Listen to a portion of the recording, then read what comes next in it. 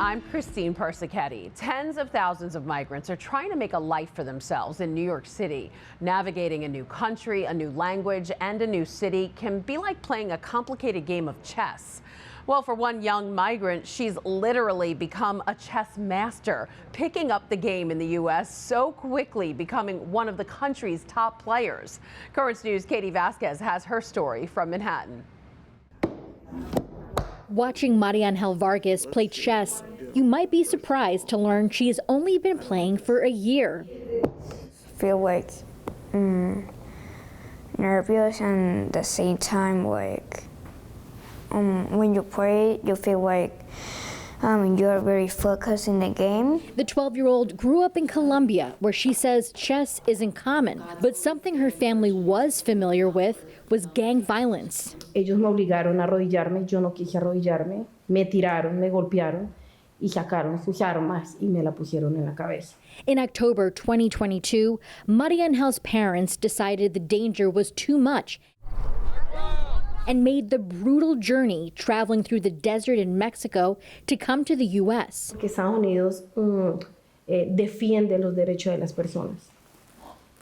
Y fue ahí que decidimos emprender fue un camino doloroso, pero aquí estamos.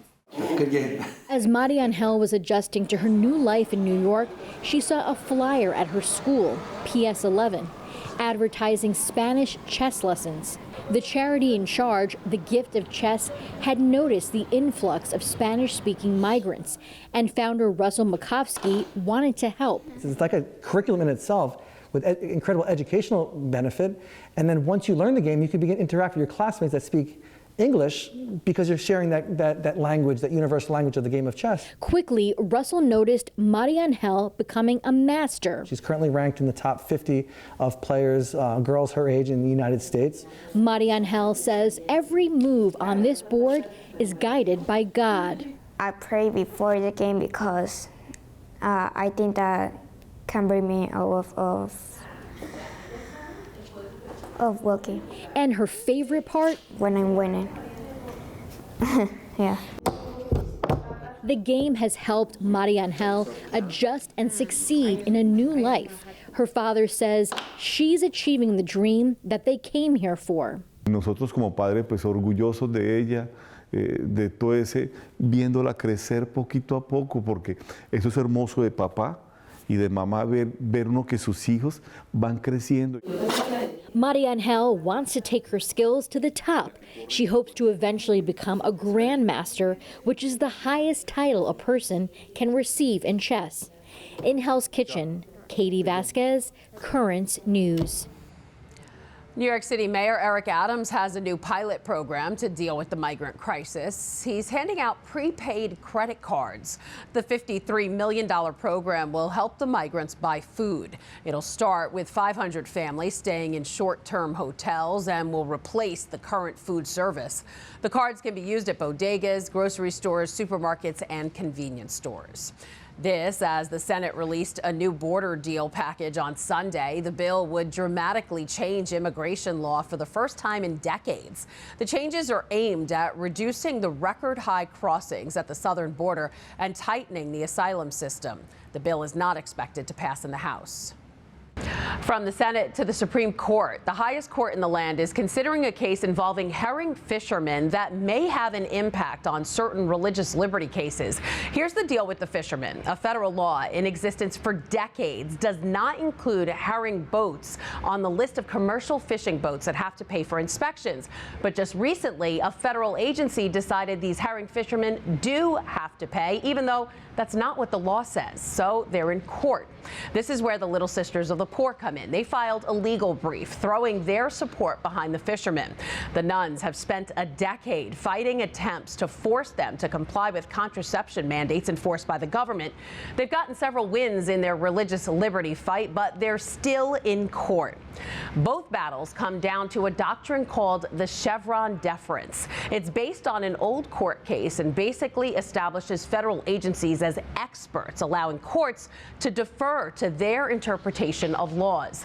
William Hahn, senior counsel for the Beckett Fund for Religious Liberty, which represents the Little Sisters of the Poor, joins us now to explain. Hi, William. Hi, how are you? I'm good. So, William, isn't a law a law? You know, how can a federal agency just interpret it to their benefit and the courts go along with that?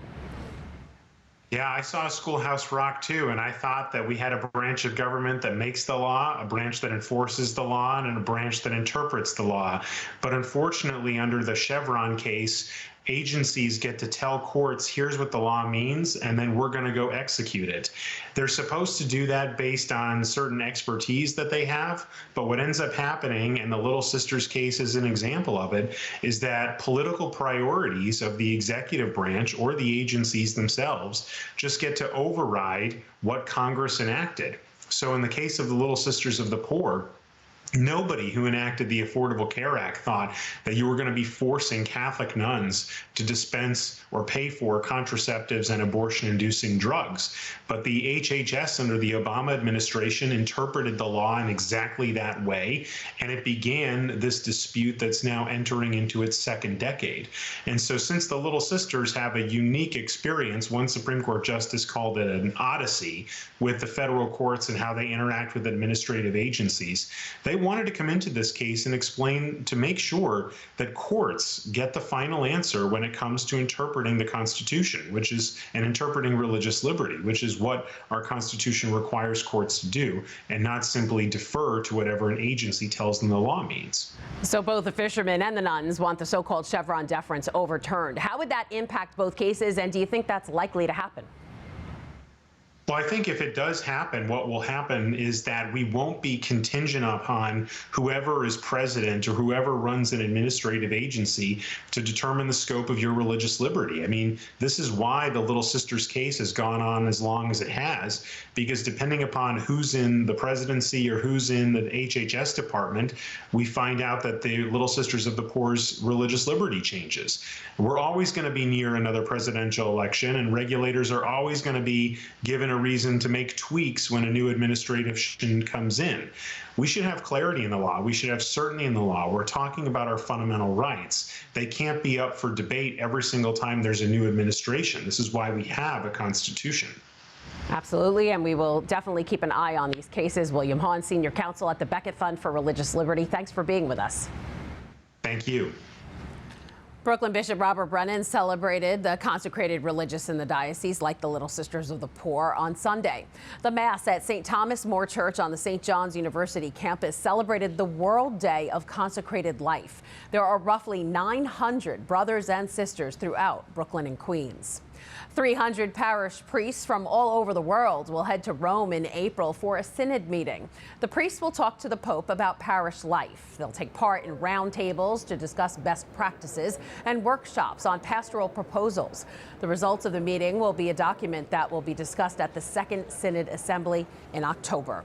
Meantime, the Pope has penned a letter to the Jewish people in Israel. In it, the Holy Father lamented the increase in attacks against Jews since the Israel-Hamas war began and declared the Church's condemnation of all forms of anti-Semitism.